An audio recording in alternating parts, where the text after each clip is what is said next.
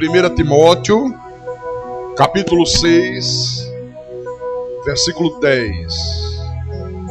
O apóstolo São Paulo, transmitindo à igreja aquilo que ele recebeu de Jesus, do Cristo ressuscitado, ele diz: porque o amor do dinheiro é raiz de todos os males, e alguns nessa cobiça se desviaram da fé e a si mesmos se atormentaram com muitas dores. Então vamos orar para que o Espírito de Deus nos faça compreender esta palavra, porque ela é de uma importância vital para nossas vidas. Oremos ao Senhor agora.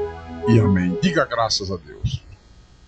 Meus irmãos amados e minhas irmãs em Cristo, você sabe que o dinheiro, nos dias de hoje principalmente, ele é o combustível que faz movimentar todo esse mundo, que faz movimentar toda a humanidade. Tudo na vida da sociedade, no Brasil e no mundo, gira em torno do dinheiro. E é verdade.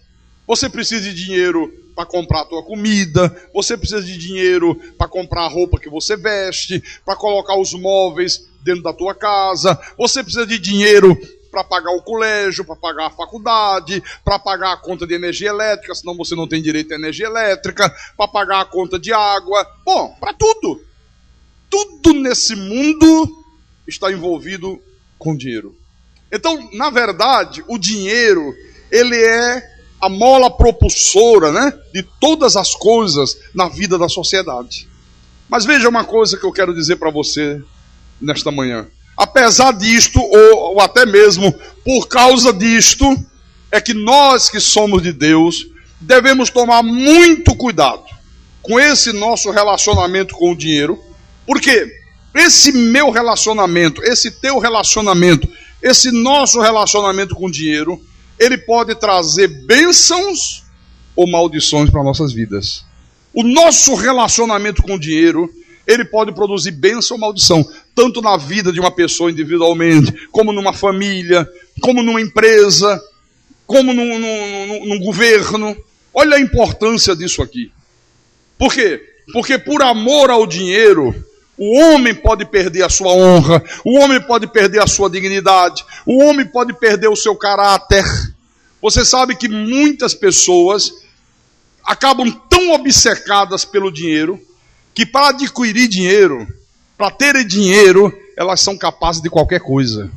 Elas são capazes de mentir. Você sabe disso, né? A pessoa é capaz de mentir, a pessoa é capaz de roubar, a pessoa é capaz de trair, a pessoa é capaz de se prostituir, a pessoa é capaz de traficar droga, tornar-se um traficante. Bom, tem gente que é capaz de sacrificar a própria vida por amor ao dinheiro, para obter dinheiro.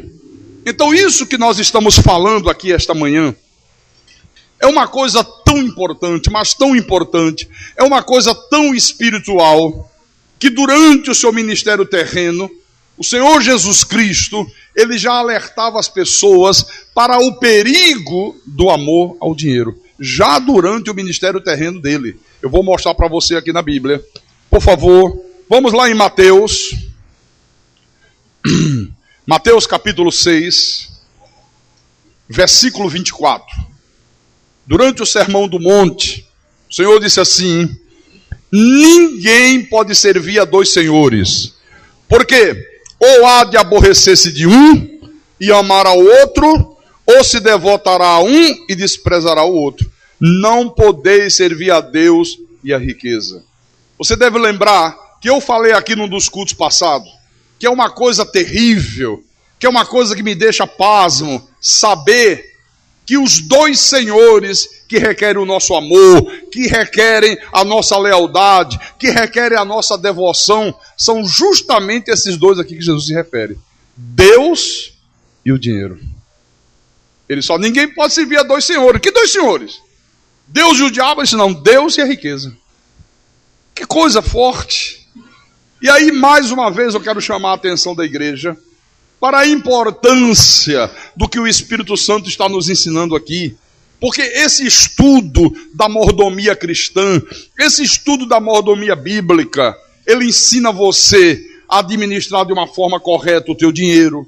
Ele ensina você a se preocupar com os métodos que você usa, os métodos que você utiliza para adquirir dinheiro.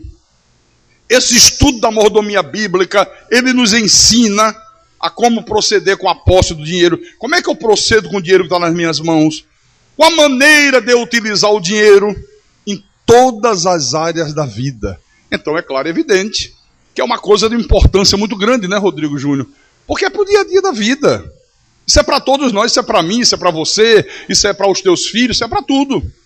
Então é muito importante que o cristão esteja muito bem instruído acerca desse tema, para que ele não venha cair nas ciladas do diabo. Pastor, o senhor poderia dar um exemplo de uma cilada do diabo, que um cristão que não esteja muito bem instruído nesse aspecto aí da mordomia do dinheiro, ele possa vir a cair? Posso dar um exemplo. O exemplo que eu quero dar para você é o da teologia da prosperidade. Olha, a teologia da prosperidade é uma cilada do diabo que está aí no Brasil e no mundo, iludindo milhões e milhões de pessoas. Por quê, pastor? O que é, na realidade, essa teologia da prosperidade? A teologia da prosperidade é um falso evangelho que vai induzindo as pessoas a uma busca frenética, a uma busca desenfreada por bens materiais, por riquezas. Olha o perigo que é isto aqui. É um ensino de demônios, é uma cilada de Satanás que apresenta um evangelho completamente pervertido, baseado apenas na prosperidade física e material. São os dois pilares da teologia da prosperidade. As pessoas em busca de prosperidade física, em busca de cura e em busca de riqueza. Em busca de se tornarem ricas, em busca de terem uma gorda conta bancária, em busca de terem uma casa com piscina, de terem automóveis importados. Ora, tudo isso, meu irmão, é completamente contrário à verdade da Bíblia. É completamente contrário à verdade sagrada. Por exemplo, vamos voltar aqui em 1 Timóteo, onde nós abrimos a mensagem. 1 Timóteo, capítulo 6, versículo 7 em diante. Preste muita atenção nisto aqui. Diz assim a palavra: porque nada temos trazido para o mundo, nem coisa alguma podemos levar dele. Nada trouxemos, nada podemos levar, né? Tendo sustento e com que nos vestir, estejamos contentes. Ora, os que querem ficar ricos caem em tentação e cilada, e em muitas concupiscências insensatas e perniciosas, as quais afogam os homens na ruína e perdição. Quem aqui deseja ficar rico? Quem deseja ficar rico?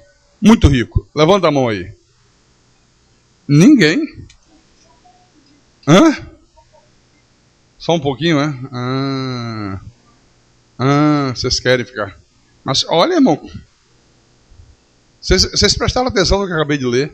Olha, é Deus que está falando. Os que querem ficar ricos, ou muito ou pouquinho,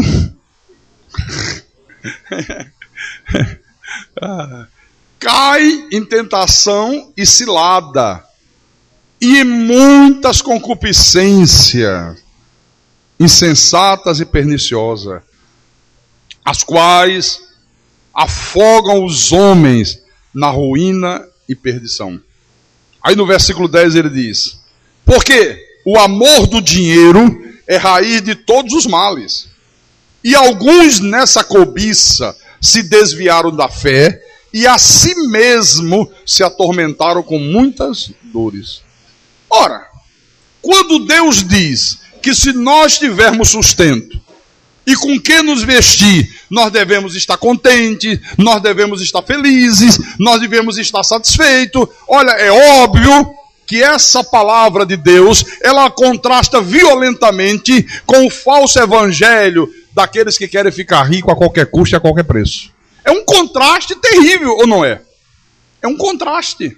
Aqui no início do versículo 9, ele diz assim: os que querem ficar ricos, esse verbo que foi traduzido por querer, os que querem, no texto grego original, ele é bolomai, que significa, na realidade, fazer.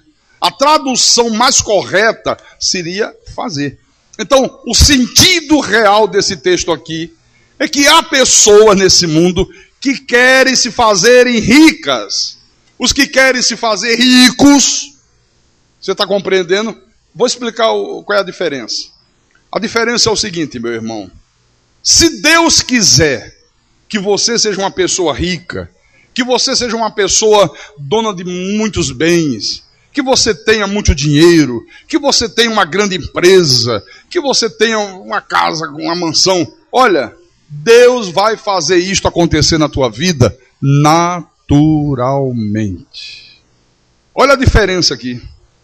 Isso vai acontecer naturalmente. Não vai precisar de maneira nenhuma você usar desonestidade, não vai precisar você explorar pessoas, você não vai precisar mentir, você não vai precisar roubar, você não vai precisar sonegar imposto, você não vai precisar explorar os teus empregados, você não vai precisar fazer coisas do paganismo, fazer coisas do misticismo. Olha a diferença. Agora, quando as pessoas querem elas mesmas se fazerem ricas, aí a coisa muda. Porque aí elas se tornam dispostas a usarem de todos os meios, a usarem de todos os recursos para alcançar a obtenção de bens materiais. É diferente. E o pior, sabe o que é? É que as pessoas que querem se fazerem ricas, elas começam a usar de toda sorte de diabolice para se tornarem ricas, e depois, quando elas conseguem a riqueza, elas dizem que aquela riqueza é o resultado da bênção de Deus na vida dela. Diz, olha, está vendo como Deus me abençoa? Você está vendo como Deus tem me honrado? Olha aqui meus bens. Você vê muito isso lá fora, nas pessoas ímpias. Quem aqui não já ouviu uma pessoa incrédula dizer assim, eu não vou à igreja, eu não fico lá dando ouvido a pastor, eu não tenho Bíblia, eu tomo minhas cachaças, eu vivo a minha vida. Olha como Deus tem me abençoado. Olha o dinheiro que eu tenho. Olha a casa que eu moro. Olha o automóvel que eu ando. Já ouviu isso? Ouviu ou não ouviu? Pois é.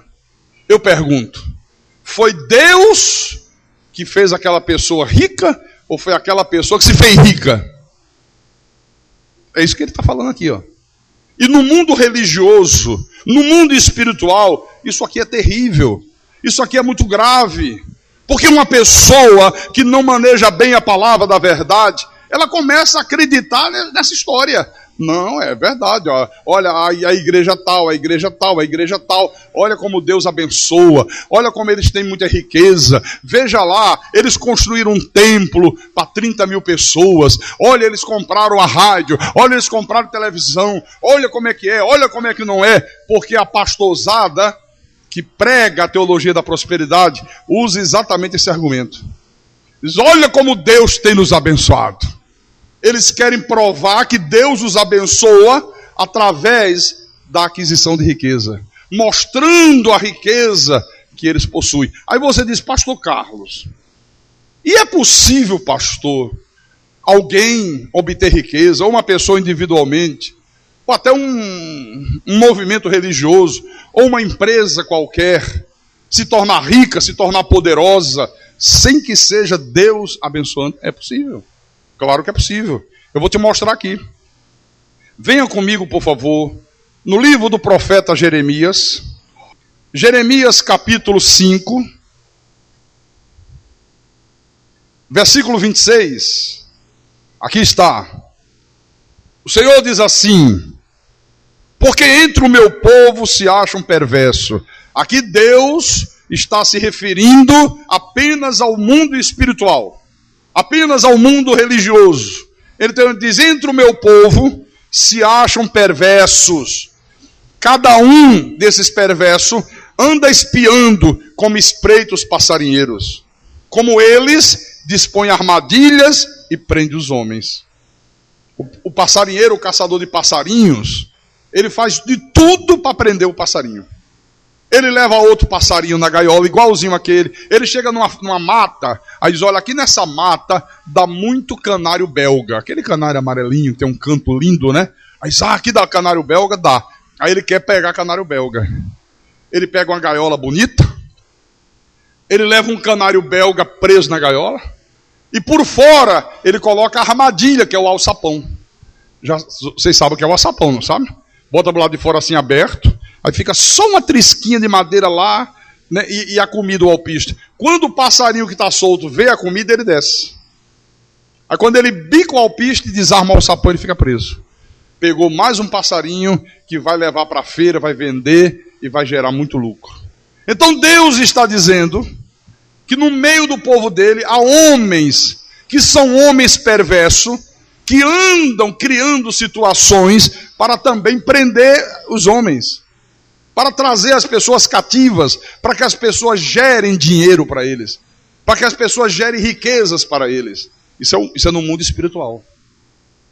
Aí ele diz no versículo 27, como a gaiola cheia de pássaros são as suas casas, as suas igrejas, os seus templos, cheias de fraude. Por isso se tornaram poderosos e enriqueceram. Então, se tornam poderosos, se tornam ricos por causa das fraudes. Ensinar a uma pessoa que está desesperada, que está passando um momento de extrema dificuldade, que para Deus tirá-la daquela dificuldade, ela precisa dar dinheiro para Deus, isso é uma fraude. Isso é uma covardia. Isso é digno de polícia. Isso é um estelionato espiritual. Dizer para uma pessoa que está doente, que está desenganada dos médicos, que se ela pegar todo o dinheiro, toda a riqueza, todos os bens que ela possui, o salário do mês, Deus vai curá-la porque ela está demonstrando fé, isso é uma fraude. Porque Deus não faz isso. Tudo que Deus faz nas nossas vidas, Deus o faz por absoluta graça. Não é em troca de dinheiro, não é em troca de jejum, não é em troca de sacrifício. Induzir as pessoas a participar de uma fogueira santa, né, dando R$1.000, isso é uma fraude. Por isso se tornaram poderosos e enriqueceram. Infelizmente, meus irmãos, é esse o espírito que tem dominado todas as pessoas que estão envolvidas com a teologia da prosperidade. Você veja que as pessoas vão se utilizando de muitos falsos ensinamentos, revestidos de uma espiritualidade hipócrita, e o que se vê, na verdade, é que todas elas ficam possuídas de um desejo incontrolável de adquirir bens materiais. Pode observar, as pessoas que andam nos caminhos da teologia da prosperidade, elas não têm outro objetivo na vida, a não ser adquirir riqueza. Você conversa com uma pessoa que anda nesses lugares, não porque eu estou fazendo isso, não porque eu estou fazendo aquilo, não porque eu tenho certeza que eu vou conseguir, eu vou ficar rico, eu vou ficar milionário. Os líderes dizem assim, eu estava lendo um dia um livro desses picaretas aí, e ele diz, ora, se o nosso pai é dono de todo o ouro e toda a prata, então ele tem obrigação de nos dar o melhor. Nós temos que vestir a melhor roupa, nós temos que ter o melhor automóvel, você tem que morar numa mansão com piscina. Onde está isso aqui na Bíblia? Aí as pessoas começam a ficar possuídas, irmão, de um desejo, digo eu, incontrolável de adquirir bens materiais. E é esse desejo incontrolável que vai induzindo a pessoa a fazer coisas que vai ferir a sua integridade moral, que vai fazer com que aquela pessoa caia em muitas tentações diabólicas e imorais. Esse é que é o perigo. Observe que nessa cobiça de se fazerem ricas, delas mesmas se fazerem ricas, elas vão aceitando tudo. As pessoas aceitam tudo. Elas aceitam qualquer coisa, elas aceitam qualquer ensinamento, mesmo que aquele ensinamento seja completamente contrário à verdade sagrada. Elas aceitam. O cara está dizendo, não, mas se você fizer isso aqui, você vai ficar rico. Se você fizer isso aqui, Deus vai te dar uma empresa.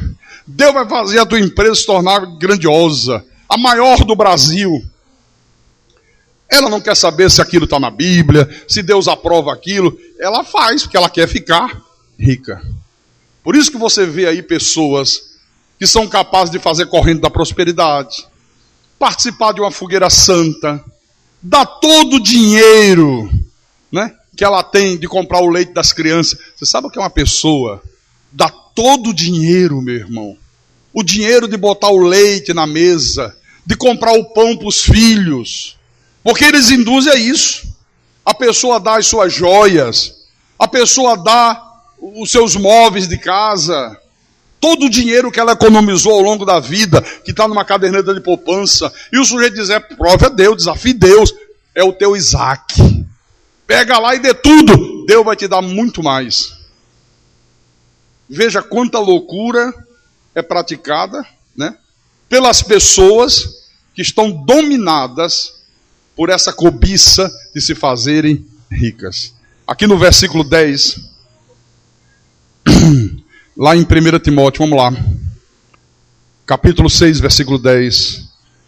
Paulo diz assim: porque o amor do dinheiro é raiz de todos os males, e alguns nessa cobiça se desviaram da fé, e a si mesmo se atormentaram com muitas dores. Quer dizer que o Espírito Santo está dizendo que alguns nessa cobiça se desviaram da fé, perderam o rumo da verdade, jogaram na lata do lixo os valores espirituais.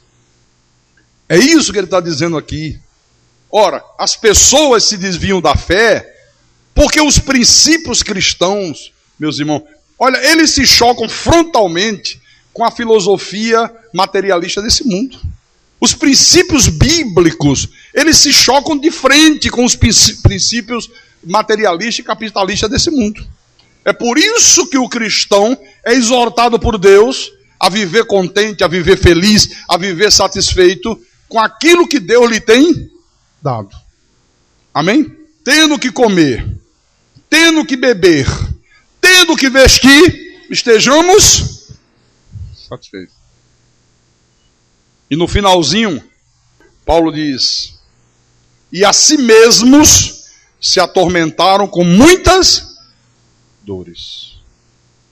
Bom, feito essa introdução, eu quero desmistificar alguns conceitos falsos que estão hoje permeando a igreja de Jesus Cristo. Primeiro conceito falso, quando eles dizem assim: irmão, cuidado, porque o dinheiro é a raiz de todos os males. Cuidado, irmão, cuidado com o dinheiro. Isso não é verdade, irmão. Isso não tem nenhum respaldo bíblico. O que Deus condena aqui na Bíblia é o amor do dinheiro, é o apego ao dinheiro, sabe? É a avareza. Esse apego ao dinheiro é que é maléfico à vida do homem, é que traz problemas para a vida do homem, não é o dinheiro. Mas ele diz, olha, o dinheiro é a raiz de todo. O dinheiro não. O dinheiro é bom. O dinheiro é útil. O dinheiro é absolutamente indispensável para a nossa vida aqui na terra. Então o dinheiro não é ruim. É o amor ao dinheiro que Deus condena. É a avareza. É o apego às coisas materiais. Então esse é o primeiro conceito que eu quero desmistificar. O segundo conceito falso que hoje está aí permeando a igreja é que ele diz assim: olha, irmão, cuidado, porque o dinheiro faz mal à vida espiritual. Dizer que o dinheiro faz mal à vida espiritual, isso é outra mentira do diabo. O dinheiro, meu irmão, não tem nada a ver com qualquer tipo de mal. Nada, absolutamente nada. Pelo contrário, o dinheiro em si é neutro, absolutamente neutro. O dinheiro não tem poder nenhum sobre a vida de ninguém. O dinheiro em si mesmo. O que faz mal à vida do homem, Jesus ensinou isso, é o amor ao dinheiro, é a cobiça do dinheiro, é a avareza. Isso é que faz mal à vida do homem. Porque eu volto a repetir, nesse mundo que nós vivemos, é absolutamente impossível se viver sem dinheiro. Você não faz nada nesse mundo sem dinheiro. Todos nós, sem nenhuma exceção, precisamos de dinheiro. Sem dinheiro a gente não come. Sem dinheiro você não veste. Sem dinheiro você não calça sapato. Sem dinheiro você não paga aluguel. Vai morar embaixo da ponte. Vai morar debaixo de uma marquise. Sem dinheiro você não tem direito a ter energia elétrica, porque para ter energia tem que pagar. Sem dinheiro você não tem direito de ter água. Sem dinheiro você não consegue fazer nada, absolutamente nada.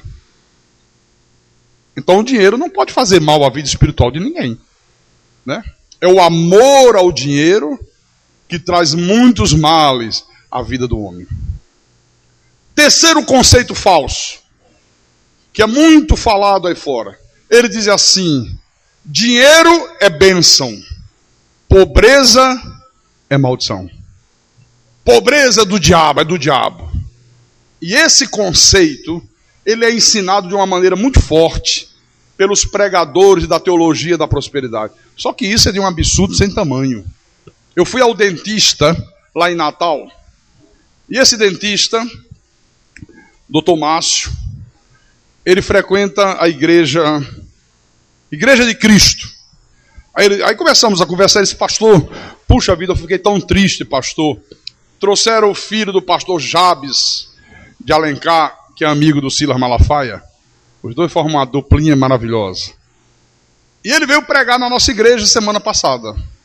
Pastor Carlos, a igreja lotada. Como é que lota a igreja para ouvir esses homens, hein? Que coisa impressionante, né? Tremendo isso, né? Ele disse: olha, pastor. E aí ele começou a pregar sobre prosperidade. Aí, em determinada hora, ele disse: o pastor tem que ser próspero. Se o pastor não é próspero, ele não tem a bênção de Deus. Ele não está abençoado por Deus. Ele não tem a unção de Deus. Aí diz que ele disse assim: vejam bem, se você me ver chegar na minha BMW, olha, tem uma BMW. Se você me ver chegar numa BMW e ver um outro pastor chegar num Fiat, aquele Fiat comum, como é que chama? 147, é? Hã? Um Fiat 147, aquele mais simples, né? Quem você confia mais? Em mim, que estou na BMW, ou nele que está no Fiat 147?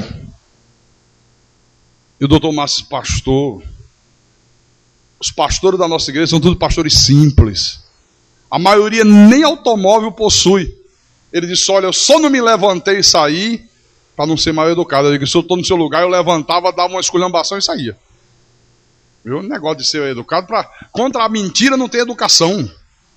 Contra o erro, contra os ensinos de demônios, não existe ética. Você é educado, coisa nenhuma. Eu vou ser mais educado, vou falar a verdade, vou repreender. Isso é do diabo. Você está ofendendo todo mundo, rapaz. Você não veio da parte de Deus, você veio da parte do diabo. Então é de um absurdo sem tamanho. Eles dizem: se uns têm dinheiro, têm casa própria, têm automóvel, usam roupas de grife, tiram férias, viajam para onde querem, viajam para a Europa, é porque são muito abençoados.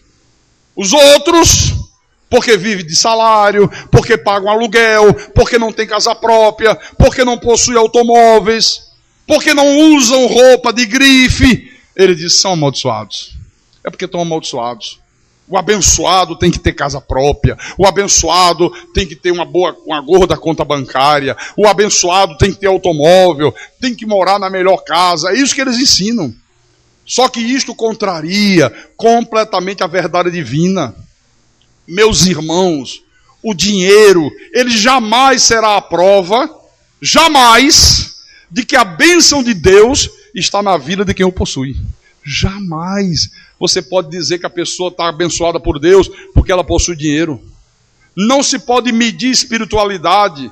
Não se pode medir a espiritualidade das pessoas. Não se pode medir a espiritualidade de uma igreja pela conta bancária que elas têm. Eles medem pela conta bancária. Ora, a maioria esmagadora do povo de Deus são pessoas de vida simples. Se eu perguntar aqui, quem tem automóvel... Levanta a mão quem tem automóvel aqui, nesse culto. Levante. Quem tem carro? Deixa eu ver. 1, 2, 3, 4, 5, 6, 7, 8, 9, 10, 11, 12, 13, 14, 15 pessoas. 15 pessoas. Quer dizer que a maioria não tem automóvel. Isto é o retrato da igreja de Jesus Cristo. Isso é o retrato da igreja. A maioria do povo de Deus não tem casa própria. A maioria do povo de Deus vive uma vida simples. Ora, eu pergunto, será, meus irmãos, que pela pessoa não ter muito dinheiro, porque a pessoa não tem um automóvel, porque a pessoa não tem uma casa própria, porque a pessoa não usa roupa de grife, roupa de marca famosa, será que por causa disso é porque elas estão amaldiçoadas? Será que é porque a bênção de Deus não está nas suas vidas? Olha, o Senhor Jesus Cristo, Ele ensinou de uma maneira muito clara que o amor ao dinheiro, a avareza, o desejo de se fazer rico, olha, são obstáculos terríveis para que a pessoa tenha uma vida espiritual saudável. São obstáculos, impedem a pessoa de ter uma vida espiritual saudável. Uma pessoa que quer se fazer rica é como uma pessoa que fuma. O cigarro destrói a vida. O cigarro detona a saúde da pessoa, sabe? Então, o desejo de ficar rico é como os malefícios do fumo. Vai destruindo a vida da pessoa, sabe? Vai destruindo os valores morais. Pastor Jesus ensinou isso? Ensinou. Olha, o Senhor Jesus, constantemente, insistentemente, Ele exortava as pessoas a esse respeito. Por isso que eu disse que é importante o que nós estamos falando aqui. Venha comigo em Lucas, livro de Lucas, capítulo 6, versículo 24. Lucas 6, 24. Encontraram? Ele diz: mas ai de vós, os ricos, porque tendes a vossa consolação. Pastor, mas Jesus é contra os ricos? Não.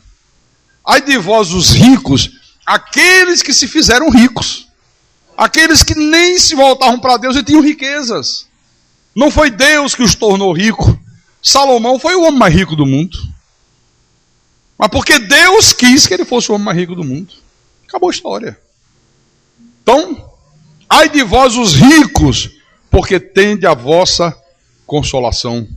No capítulo 16 de Lucas mesmo, vamos um pouco à frente. Capítulo 16, versículo 13. Ninguém pode servir a dois senhores, porque ou há de aborrecer-se de um e amar ao outro, ou se devotará a um e desprezará o outro. Não podeis servir a Deus e a riqueza. No livro de Mateus, capítulo 6, Mateus 6, versículo 19, olha como Jesus ensinava, olha o que ele ensinava. Não acumuleis para vós outros tesouros sobre a terra, onde a traça e a ferrugem corroem, e onde ladrões escavam e roubam. Não acumulem tesouro, não se preocupem em ter uma casa, 2 casas, 3 casas, 2 automóveis, muito dinheiro. Não, pastor, mas eu tenho essa preocupação, pastor. Eu corro muito atrás porque eu quero deixar o futuro dos meus filhos garantido. Ah, é? Se eu fosse contar para você o número de exemplos que eu poderia contar de pais que trabalharam a vida inteira pensando em garantir o futuro dos filhos, adquiriram riquezas, muitos bens materiais e deixaram. E aquela riqueza, aqueles bens materiais, foi a ruína dos filhos. Na hora que os pais morreram, os filhos tomaram posse e destruíram tudo. Com bebida, com drogas, com farras. Quer dizer, ao invés de ter sido o futuro dos filhos, foi a perdição dos filhos. Como? Desunião. Você vê quando um pai tem bens, né? Que morre, irmão contra irmão, um quer matar o outro, briga por causa de herança, a família se desestrutura. Uma tragédia. Antigamente, quando eu vivia, né, dando ouvidos à teologia da prosperidade, eu pensava assim: não, eu tenho que ter um jeito. Eu quero ver se eu compro um apartamento para cada filho meu. aí eu garanto, tendo um apartamento está com a vida garantida, não paga aluguel, fica tudo mais fácil. Que bobagem, hein? Depois que veio a revelação da graça de Deus, mudei completamente. Não, eu não tenho que me preocupar em deixar nenhuma agulha para os meus filhos. Se Deus permitir que eu tenha alguma coisa, amém, tá bom, tenho, fica aí. Mas eu correr atrás, eu fazer disso um alvo, achando que isso é que vai garantir o futuro dele. Não, o que garante o futuro dos meus filhos é o conhecimento que eu transmiti de Deus para eles. Isso é o que garante o futuro dos meus filhos. Amém? Mas vamos lá aqui. Mateus 19. Mateus capítulo 19. Mateus. Você lembra daquele caso que assombrou o Brasil, da Susana Richthofen, né? Você vê, o pai muito rico, tinha uma herança enorme, e a mocinha estudando, fazendo faculdade, tendo tudo do bom e do melhor nas mãos, tinha automóvel, tinha dinheiro, mas a ganância, o desejo de tomar logo posse da herança, fez com que ela pegasse o namorado, o irmão do namorado, e tramasse o assassinato dos pais. E os caras foram lá, os pais dormindo, e ela tramando tudo. Pode entrar, entra que eles estão dormindo, já estão roncando. Pode entrar lá, vai lá. Já tinha preparado um porrete de madeira, e eles entraram e esmagaram a cabeça do pai e da mãe para que ela assumisse a herança. Que coisa, hein? Então, Mateus 19, versículo 24. O Senhor Jesus disse: e ainda vos digo que é mais fácil passar um camelo pelo fundo de uma agulha do que entrar um rico no reino de Deus. É mais fácil passar um camelo pelo fundo de uma agulha do que um rico entrar no reino de Deus. Por quê? Porque a pessoa que se faz rica, a pessoa que se fez rica, ela mesma se fez, não foi Deus que a fez, ela não dá o mínimo valor para Deus. O Deus dela é o dinheiro. Não tem gente que diz assim, ó, tá aqui o meu Deus é isso aqui, ó. Eu que não tenho dinheiro não para ver como é que fica a minha vida. Eu não preciso ir em igreja. Não vou em igreja nenhuma, não vou ouvir pastor nenhum. Veja aí quanta riqueza eu tenho. Tá aqui. Isso é mais fácil passar um camelo pelo fundo de uma agulha do que um rico entrar no reino de Deus. Lucas, capítulo 12. Lucas, capítulo 12, versículo 15. Então lhes recomendou, olha a recomendação de Jesus: tende cuidado e guardai-vos de toda e qualquer avareza, porque a vida de um homem não consiste na abundância dos bens que ele possui. Então você está vendo que Jesus sempre combateu esse ensino diabólico de que o fato da pessoa ser rica, o fato da pessoa possuir bens materiais, possa significar a bênção de Deus na vida dela. Não, absolutamente não. Por isso que ele disse aqui, ó, a vida de um homem não consiste nos bens que ele possui. Não se pode medir vida espiritual pela conta bancária. Não se pode medir vida espiritual pelo carro que a pessoa possui, pela casa que ela tem. Absolutamente não. Amém, irmãos? Como eu gostaria de ver esses pregadores da teologia da prosperidade pregando esses versículos que eu acabei de pregar para vocês aqui. Eu deu vei vi deodó. Isso é proibido nos seus templos. Não se pode. Eles dizem tudo o contrário. Tenham cuidado. É o contrário disso aqui, ó. Tenham cuidado. Vocês têm que buscar riqueza. Vocês têm que correr atrás. Você não pode se conformar com essa roupa que você está vestindo. Você não pode se conformar com a casa que você está morando. Você não pode se conformar. Você tem que querer o melhor. Você tem que querer a melhor casa. Você tem que querer o melhor automóvel, a melhor roupa. E vou dizer mais. Você tem que colocar Deus no canto da parede. Foi sexta-feira à tarde. Eu fui ali no Sebrae, onde estava sendo realizada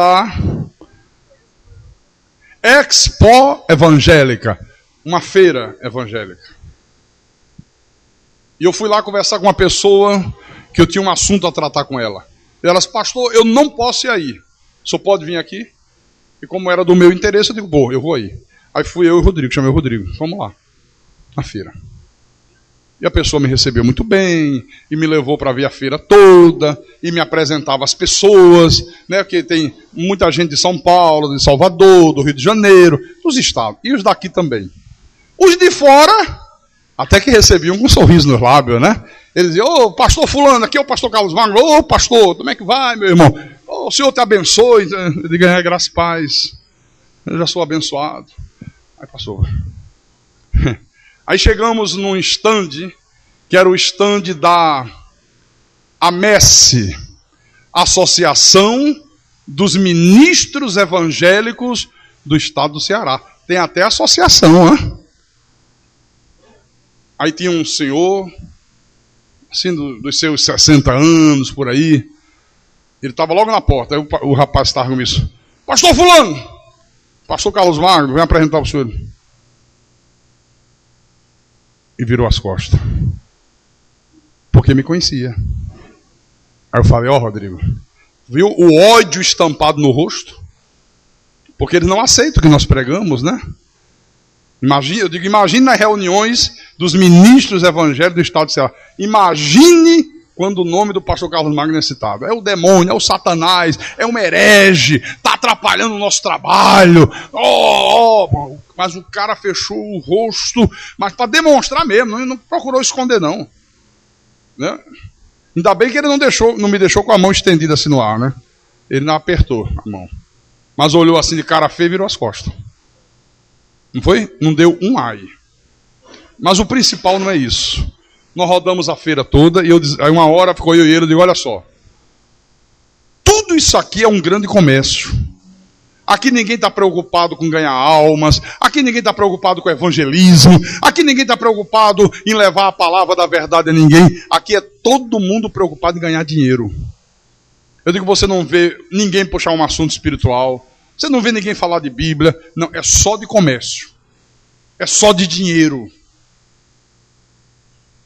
Tinha uma moça lá de Mossoró, uma cantora, um CD, aí eles, cantora fulano, aqui é o pastor Carlos, ele tem uma igreja aqui em Fortaleza, a irmã vai ficar até segunda em Fortaleza, eu vou. A irmã não quer ir cantar domingo de manhã na igreja dele?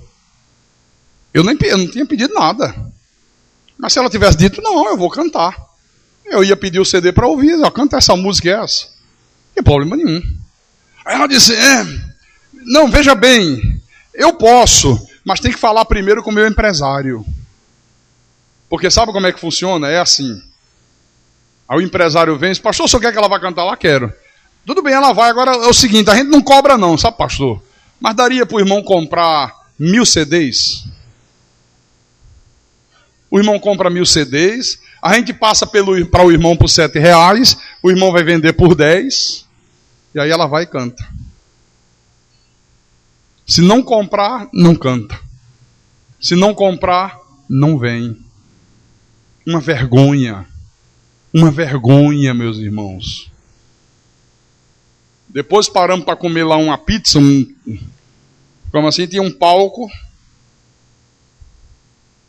Aí sobe um sujeito, um rapaz do Rio de Janeiro, de bermudinha, camisetinha sem manga, um jeitinho meio estranho, uma vozinha meio suave, né? Adriano Gospel Funk. Eu digo, eita. Olha, com toda a sinceridade, irmãos, me deu vontade de chorar. Sabe o que é uma vontade de chorar? Que eu fiquei olhando assim, sentado lá comendo a pizza. E eu olhando, e o Espírito me inquietando, dizendo, meu Deus do céu, olha o que estão fazendo com a igreja de Jesus. Os jovens, aquele monte de jovem, rebolando o bumbum para lá, o bumbum para cá, e o funk vai, e o funk vem. E o cara cantou uma música de funk e dizia assim, ele tem cabelos brancos, ele tem olhos de fogo, queima a noiva, queima a noiva. A noiva é a igreja, mandando queimar a igreja, meu irmão. Queima a noiva, queima a noiva. E a juventude lá, queima a noiva, queima a noiva, queima a noiva. Depois, sobe um homem para dar um testemunho. O comediante... Como é o nome? É daqui do Ceará, né? Aí contou umas piadas, depois trocou o paletó amarelo, colocou de laranja, aí botou uma roupa mais adequada, aí começou a dar o testemunho. Nós já íamos embora, né? Eu digo, não, espera um pouquinho, deixa eu ouvir. Aí ficou ele ouvindo. Aí contou. Aquelas histórias que a gente já conhece, né? Que os pentecostais gostam de contar. Enfeita o pavão. Aí contou da vida dele, que estava na miséria, a mulher largou e não sei o quê, e não conseguia mais contrato para show, e estava no fundo do poço, e as filhas eram evangélicas, e as filhas chamavam ele para ir para a igreja. Esse eu não quero saber de igreja, eu queria saber de ir no Pai de Santo, eu queria saber de jogar o tarô, eu queria saber disso, igreja não quero saber de igreja, não quero saber de pastor, mas as minhas filhas orando. Até que no ano de 1900, até o ano de 2003, aí eu me converti. Aí ele disse assim, olha, ore pela sua família. Se você orar, Deus vai converter a tua família. Não tem erro. Foi porque elas oraram que eu me converti. Se me converti, já estava 1 ano convertido, ainda bebia, ainda fumava, ainda saía com muitas mulheres, mas é assim mesmo, viu, pessoal? Deve ter muita gente aqui que faz a mesma coisa, não tem problema não, é devagarinho. E eu olhava para ele, ele olhava para mim, eu digo, gente, eu não acredito nisso. É devagar, devagarinho. Não tem um sambinha do Martinho da Vila que fala isso? Só faltou botar o sambinha para fazer fundo musical. Aí depois disso, até que um dia, eu fui numa igreja pentecostal. E quando cheguei na igreja, a profetisa veio e disse, olha, como é que ela sabia meu nome? Quem é que não sabe o nome daquele cara? Acho que eu sou o único que não sabia. Acho que todo mundo sabe, né? O Senhor mandou um recado para ti. O Senhor vai te dar um contrato que vai tirar você do fundo do poço. Aí, puxa. Aí, olha, saí dali. Aí, na outra semana, eu fui numa casa, lá em Maracanaú, na tua terra, viu, irmão Daniel? De umas irmãs, o barbeiro me convidou. Né, pai? Vamos lá, ó, lá o negócio é bom, lá Deus fala. E a irmã começou a fazer um streamlick, e a irmã disse, olha, João Neto, aquilo que o Senhor te prometeu vai se cumprir. E tem mais uma coisa. O Senhor mandou te dizer que vai ser um homem de 1,62 m de altura. Que vai aparecer na tua vida. E ele vai estar no 3º andar. Aí ele disse, gente, não demorou 1 mês. Eu fui chamado pelo deputado fulano de tal. Fechei um contrato com ele para política, para fazer show na política. E quando eu cheguei lá, não era o 3º andar não, mas ele tinha 3 salas. Cumpriu essa profecia. E eu assinei um contrato de 40 mil reais. E eu falei para o Rodrigo, eu digo, Rodrigo, interessante, né? Eu não vejo ninguém dizer assim. Eu queria ver um testemunho diferente. Olha, eu já estava no fundo do poço, eu estava numa situação desesperadora, mas aí eu me converti. E aí eu vi o Senhor um dia disse assim, fulano de tal, você está no fundo do poço, não está? Vai ficar um pouquinho mais. O que sobrou aí para a tua vida? Ora, Senhor, esse videocassete, essa televisãozinha, se desfaz dele e ajuda as pessoas necessitadas. Faz isso aí e confia em mim. Eu não vejo ninguém dizer isso. Eu não vejo ninguém fazer como Zaqueu.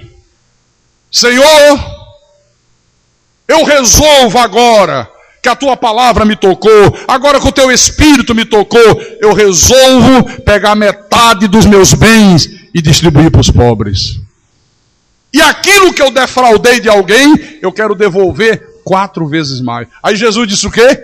Hoje houve salvação nesta casa. Porque quando uma pessoa se desprende dos bens materiais, olha, essa é a maior prova de que essa pessoa foi tocada por Deus. A gente só ouve o contrário, é Deus dando. É um contrato, é de 40 mil, até a altura do cara, 1,62 m, ó. Será que ele mediu? Será que ele pegou, fulano, fica aí de pé, deixa eu medir a sua altura. 1,62, tem razão, é o senhor. Que vergonha, que descalabro. É isso que fazem com a igreja de Jesus Cristo. Bom, agora eu quero mostrar para os irmãos um exemplo de um homem que exerceu essa mordomia cristã, que foi o rei Joás. Eu queria que você abrisse a tua Bíblia agora, junto comigo. Lá em 2 de Reis, capítulo 12. 2 de Reis, capítulo 12. Versículo 1 e 2. Por favor, quando editar essa fita, tira o nome dele, tá? Para não... Viu? Porque não é bom eu falar o nome das pessoas assim, né? Porque ele não tem culpa, né? Ele apenas não tem conhecimento de Deus. Ele fala aquilo que ele foi ensinado lá pelos seus líderes espirituais. Senão amanhã o cara vai dizer: quem mandou você usar meu nome? Quem deu autorização de você usar o meu nome numa pregação sua? Então quando editar ali, dá um jeitinho de tirar, tá bom? Então vamos lá, versículo 1 e 2. No ano 7º de Jeú, começou Joás a reinar, e 40 anos reinou em Jerusalém. Era o nome de sua filha Zíbia de Beceba. Fez Joás o que era reto perante o Senhor todos os dias em que o sacerdote Joiada o dirigia. Isso é interessante. Ele fez o que era reto diante de Deus, enquanto o sacerdote Joiada o dirigia, o aconselhava, o orientava. Porque lá na frente, quando o sacerdote Joiada morreu, esse homem fez bobagem em cima de bobagem. Veja a importância de uma pessoa ser orientada por um sacerdote de Deus. Aqui no versículo 4.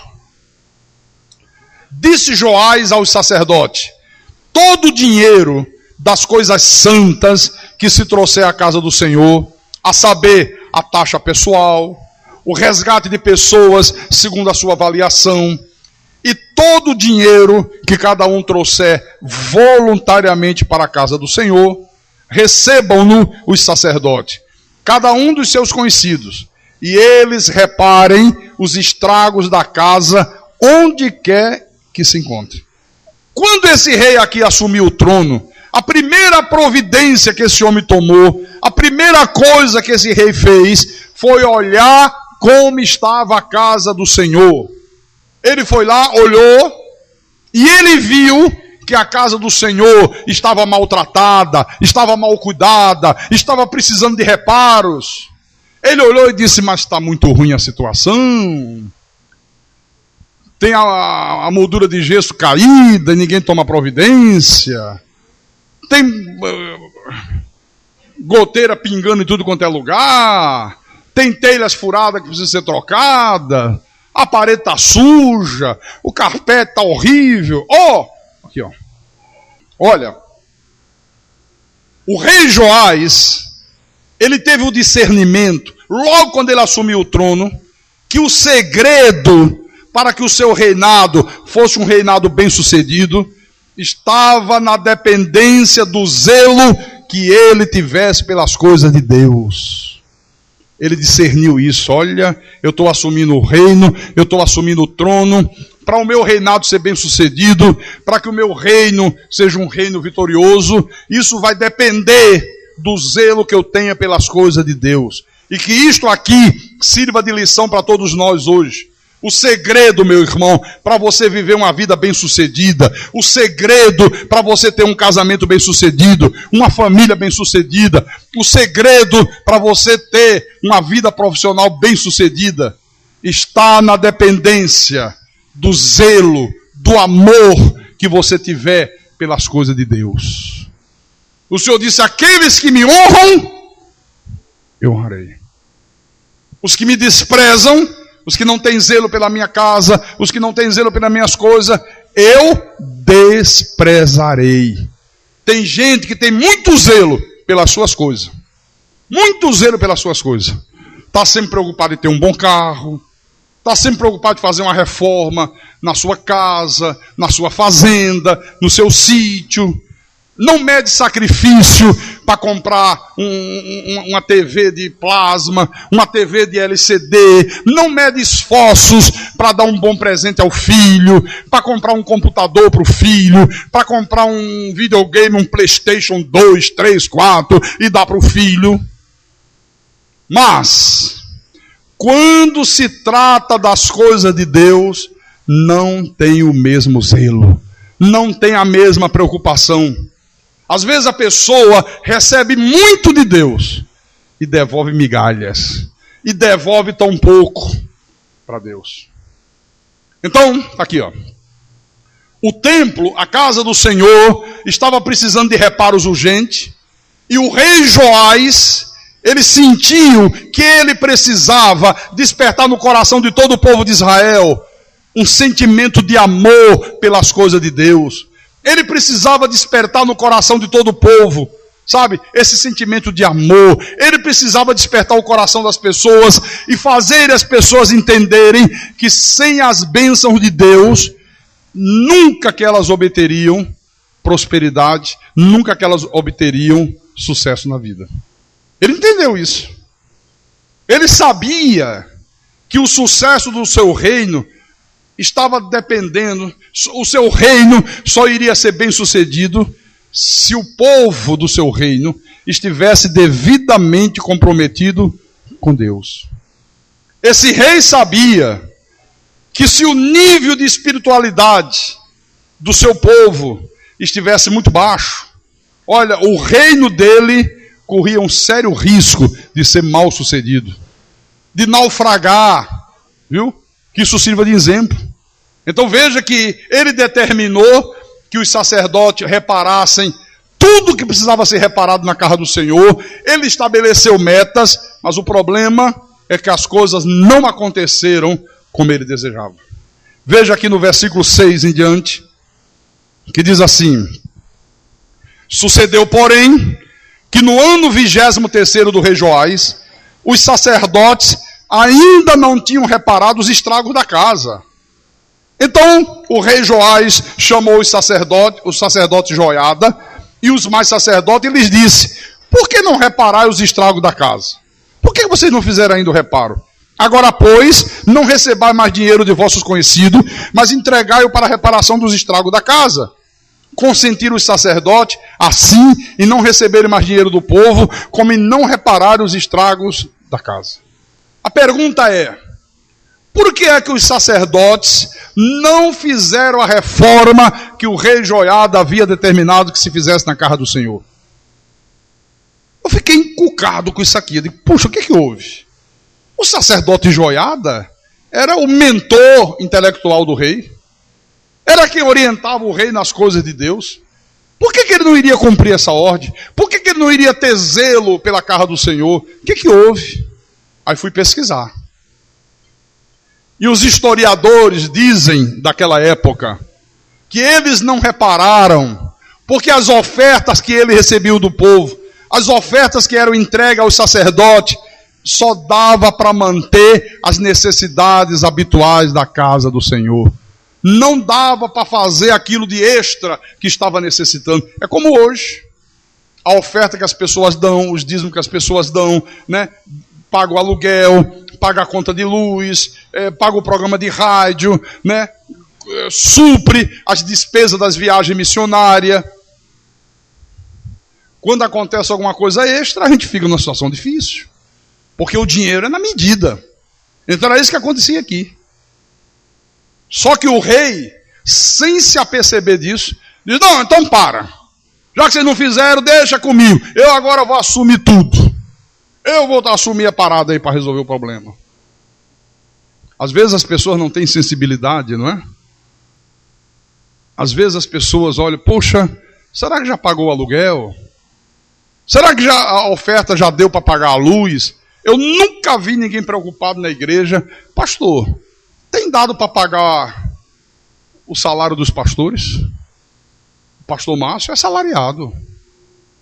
Ele recebe uma ajuda de custo da igreja e ele é só pastor. Eu deveria ser mantido pela igreja, viu? É que eu sou teimoso. Não sei nem se Deus se agrada disso. Porque eu faço das tripas coração para não causar nenhum encargo para a igreja. E às vezes passo tanto sufoco. Mas eu não vejo as pessoas preocupadas com isso. Será que deu para pagar o salário do outro? Será que o outro tem comida? Eu falei aqui há poucos dias, olha gente, eu estou sozinho agora, as pessoas que puderem ajudar, dá uma força. O homem sozinho é um problema, eu não sei, né, fazer as coisas próprias de uma casa. Se você puder dar uma força... Se eu fosse esperar pela força, eu estava aqui morto. Porque aparece um dia de manhã, depois não aparece mais nunca, outro aparece tal dia. Teve dia aqui que a gente não tinha nem o que comer. Verdade ou mentira? Tá ali o Rodrigo, que está comigo aqui. Eu digo, Rodrigo, eu estou com fome. Ele também, pastor, e agora? Eu digo, não tem dinheiro, não tem nada. Fazer o quê? Rodrigo, vê se tem num bom samaritano milho para pipoca. E tinha. Trouxeram milho para pipoca, né? Aí ele pegou um saquinho de milho.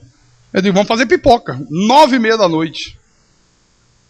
Aí fizemos uma panelinha de pipoca e comemos pipoca com um suquinho que tinha lá em cima, não foi? Foi ou não foi? Para encher a barriga? Tá aí, ó. Viu? Você vê como às vezes as pessoas não têm sensibilidade? Não se preocupam com o homem de Deus, não se preocupam com o anjo da igreja. Quer uma boa mensagem, uma boa palavra. Depois cada um se manda e deixa o resto pegar fogo. Deixa o circo pegar fogo. Viu? Ontem à tarde foi uma bênção. Foi aquele irmão que trouxe, o irmão que trouxe ontem à tarde aquele pão gostoso que a sua esposa fez, não foi? Que bênção. A bênção começou meio-dia. Que a gente estava aqui, não foi, Rodrigo? Já com fome. Aí quando deu meio-dia, chegou ali naquela porta um senhor, já muito idoso. Eles fazem o seminário aqui na igreja. Seminarista. Aí chegou com uma marmitinha, não foi? Olha, pastor, desculpa eu ter chegado agora, viu? Mas a minha velha fez um almoço pro senhor e pro rapaz aí, viu? Eu digo, puxa, o senhor mora onde? Esse na Barra do Ceará. Velhinho, maior dificuldade de andar com a marmitinha, não foi? Gostosa a comida, não foi? Pessoas simples. Pessoas que você vê que não tem recursos, mas tem sensibilidade, tem amor. Tem preocupação com as coisas de Deus. Viu? Aí de tarde foi aquele irmão ali. Chegou com, parecia um bolo, eu pensei até que era bolo. Mas é um pão, que pão gostoso, viu, irmão? Olha, ontem eu falei para ele, vai ser a nossa janta. Foi de 3 da tarde até a hora de dormir, foi o que eu comi. Aquele pão. Não, Ruth chegou, 9 da noite aí, depois do trabalho dela, e trouxe um pedaço de bolo de batata. Não foi, Ruth? Mas, pastor, o senhor está sem comer? Tem um bolo de batata aqui e tal, né? O senhor quer que eu faça um chá? Eu digo, quero, faz um chazinho aí. Viu? Aí correu aqui atrás, pegou o capim santo. Na igreja tem que ser capim santo, né? Já está na igreja. Aí fez um chá de capim santo. E foi o que eu comi. O dia todo. E vocês merendaram e nem lembraram de mim, né? Poxa. E eu me lembro de todo mundo. Quando eu tenho, eu lembro de todo mundo. Eu duvido comprar alguma coisa para mim que tem alguém aqui que não seja também para quem está comigo. Depois, merendamos lá embaixo. Vocês não lembraram de mim não, que eu estou aqui sem nada. Esquecemos, pastor. Vocês esqueceram de mim. Pois é. Foi o caso desse rei aqui, ó. Só se preocupou com o reparo. Mas não se preocupou de onde vinha o recurso. Aí olha o que aconteceu. Versículo 9. Porém, o sacerdote Joiada tomou uma caixa, lhe fez na tampa um buraco e a pôs ao pé do altar, a mão direita dos que entravam na casa do Senhor. Os sacerdotes que guardavam a entrada da porta depositavam ali todo o dinheiro que se trazia à casa do Senhor. Quando viam que já havia muito dinheiro na caixa, o escrivão do rei subia com o sumo sacerdote e contavam e ensacavam o dinheiro que se achava na casa do Senhor. O dinheiro, depois de pesado, davam nas mãos dos que dirigiam a obra e tinham a seu cargo a casa do Senhor. Estes pagavam aos carpinteiros e aos edificadores que reparavam a casa do Senhor, como também aos pedreiros e aos caboqueiros, e compravam madeira e pedras lavradas para reparar os estragos da casa do Senhor, e custeavam todo o necessário para a conservação da casa do Senhor. Você vê? O sacerdote Joiada diz: calma, peraí, o problema não é esse. O problema é que nós precisamos levantar uma oferta extra. Então deixa eu fazer aqui uma caixa, e todas as pessoas que entrarem, elas vão depositar uma oferta para que se façam os reparos da casa do Senhor. Olha a importância que o dinheiro tem na casa de Deus. Se a casa do Senhor está precisando de reparos, é porque as pessoas, meus irmãos, não estão ajudando como deveriam ajudar. Se a casa de Deus está precisando de reforma, é porque nem todos que frequentam a casa de Deus têm no coração esse sentimento de amor pelas coisas de Deus. Se a casa do Senhor está precisando de reforma, é porque algumas pessoas que estão na casa do Senhor ainda não entenderam que se elas não honrarem a Deus, elas jamais serão honradas por Deus. Se a casa do Senhor está precisando de reforma, é porque algumas pessoas amam mais o dinheiro do que o próprio Deus. E uma coisa interessante é que aqui no versículo 15 diz assim: também não pediam contas aos homens em cujas mãos entregava aquele dinheiro, para o dar aos que faziam a obra, porque procediam com fidelidade. Não havia desconfiança, não tinha gente desconfiando. Será que o pastor vai usar para a reforma? Será que o pastor não vai usar? Será que o pastor não vai usar para ele? Será que não vai fazer isso? Será que não vai fazer? Não. Ninguém pedia conta de nada, porque sabiam que eles procediam com fidelidade. Então, irmãos, há uma necessidade absolutamente vital de todos estarem devidamente comprometidos com Deus. Se a igreja toda estiver devidamente comprometida com Deus, ela vai ser sempre uma igreja saudável. Se toda a igreja estiver comprometida com Deus, ela vai ser uma igreja forte. Ela vai ser uma igreja, sabe, que vai estar sempre funcionando a contento. Agora, se tiverem pessoas que não estão comprometidas com Deus, é um problema. É um problema, viu? Um problema muito sério. E eu pergunto: você está devidamente comprometido com Deus? Você está comprometido? Quem aqui está comprometido com Deus? Levante a mão. Levanta, alto. Acho que todo mundo levanta, né? Deixa eu ver. Muito bem.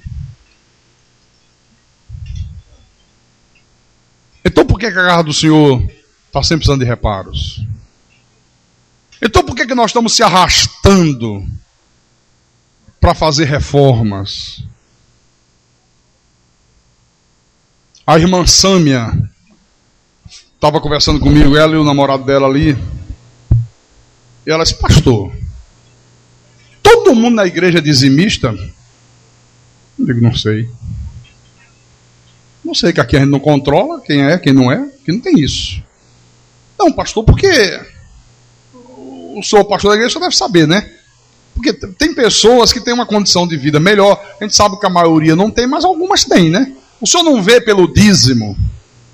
Não tem pessoas que dão um dízimo assim de R$1.000? Eu digo: aqui não. Nessa igreja aqui não. Mas como é que todo mundo diz que é dizimista? Eu digo: eu não sei. Aí eu não posso te responder. E ela disse assim: puxa, pastor, às vezes eu fico com uma tristeza no meu coração quando eu vejo as necessidades da igreja, quando eu vejo o Senhor quase que implorando as pessoas para ajudar a casa de Deus. Ela disse: olha, pastor, eu recebo o meu salário lá no meu emprego mesmo. Na hora que eu recebo o envelope, eu abro e eu separo o dízimo de Deus. É a primeira coisa que eu faço. Um dia desse um colega meu viu e disse: que é isso aí que você está separando para nesse envelope? Ela disse: o dízimo de Deus. O dízimo? Ah, você dá 10% lá para o pastor? Ela disse: não, eu dou para Deus. Eu dou para Deus, porque quando eu faço isto, eu estou reconhecendo que tudo que eu tenho foi Ele que me deu. Esse emprego aqui foi Ele que me deu. O meu sustento é Ele que me dá. E por isso eu devolvo para Deus. Isso que o cara olhou para ela assim, fez um risinho sarcástico e virou as costas e foi embora. Só pode agir assim quem é completamente comprometido com Deus. Mas tem que ser comprometido mesmo, viu, irmão?